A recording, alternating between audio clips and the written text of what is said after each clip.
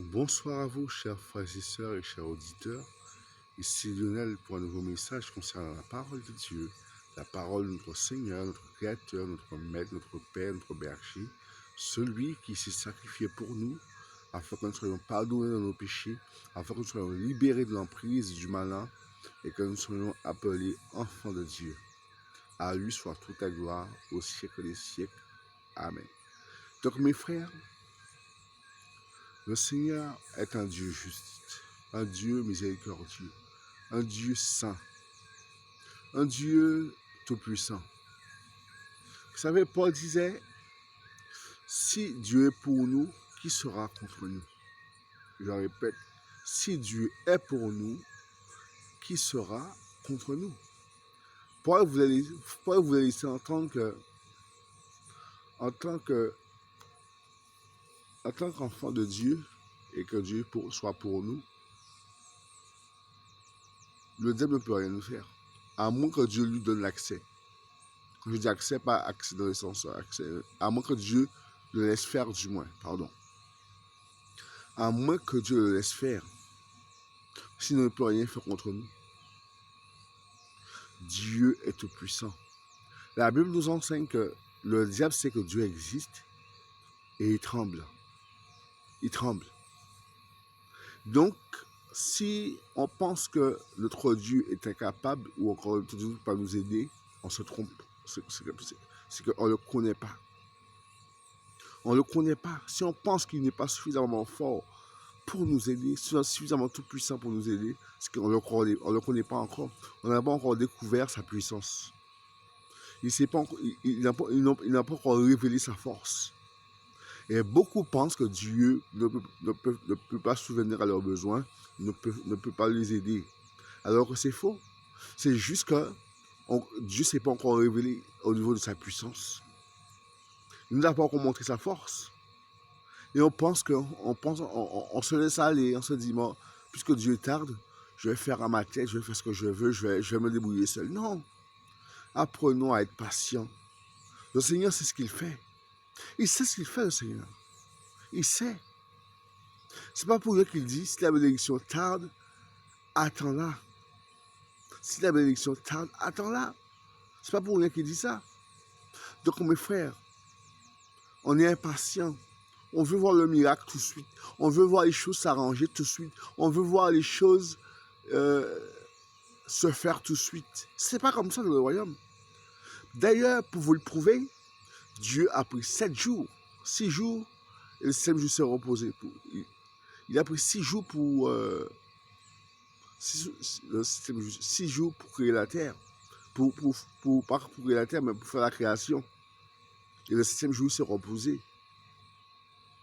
Donc si on pense que tout se fait tout de suite, c'est faux.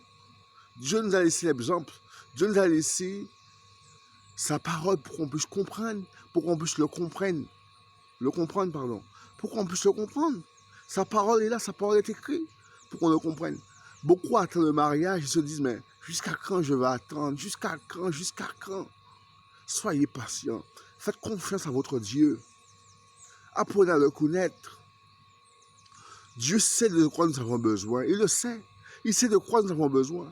Il sait si on n'a pas de nourriture. Il sait si on n'a pas de lait pour les enfants. Il sait si on n'a pas ci, on n'a pas ça. Il le sait. Il le sait. Mais on est impatient parce que le monde nous a gâtés. Nos parents, nos ancêtres nous ont gâtés avec leurs traditions. Le samedi, il faut absolument un bouquet de soupe avec un sachet de... il faut faire de la soupe absolument le samedi. Le dimanche, il faut vraiment les haricots rouges. Non, tradition. Le dimanche, tu peux manger des pâtes aussi. Le dimanche, tu peux manger du fruit à pain. On nous a gâtés et on est tout pressé d'avoir tout de suite. Parce que le monde nous a appris ça. Le monde nous apprend la facilité, mes frères. Je répète, le monde nous apprend la facilité. Et il est difficile pour nous après de penser que on peut trouver que la volonté de Dieu est dure. C'est pas que la volonté de Dieu n'est pas dure, c'est notre culture qui nous fait défaut. nos traditions, notre culture, la façon dont on a été élevé. Voilà ce qui nous fait défaut. C'est ça qui nous fait défaut. Dieu n'y est pour rien. Si on souffre de la tradition, de la culture que nos parents nous ont inculquée, c'est pas la faute à Dieu. Au contraire, Dieu veut nous aider à en sortir. Dieu veut nous aider à en sortir. Tradition d'homme. Mes frères, la vérité c'est qu'on a été gâtés. On a été transformés par les hommes. On a été transformés. Le matin, il nous faut forcément, comme on nous a élevés comme ça, il nous faut la confiture, il nous faut le jus, il nous faut le gâteau. Non, on nous a appris ça, mais tu peux te contenter d'un verre de jus et un bout de pain.